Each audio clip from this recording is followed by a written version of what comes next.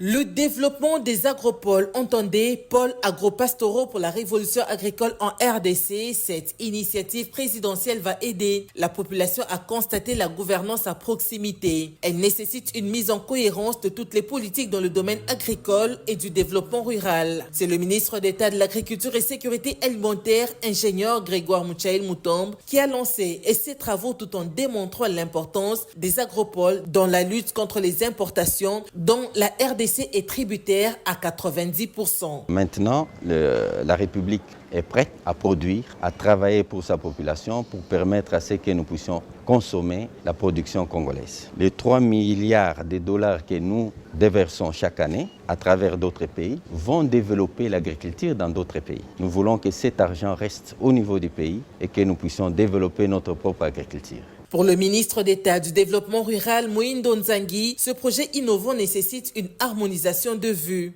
Ici, il s'agit d'une mise en cohérence de toutes les politiques dans le domaine de l'agriculture et du développement rural.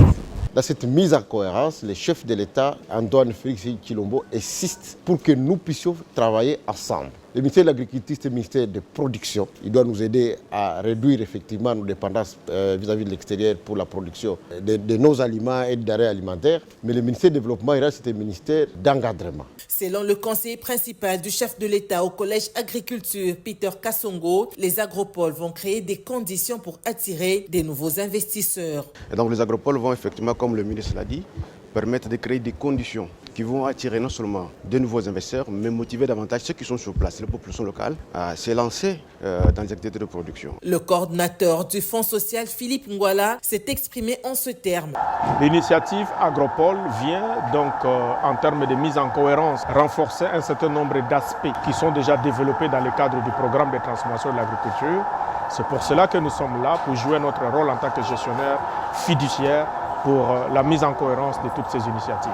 À noter que pendant 5 jours, les acteurs politico-administratifs, opérateurs économiques, partenaires au développement et autres seront outillés sur la mise en œuvre des agropoles.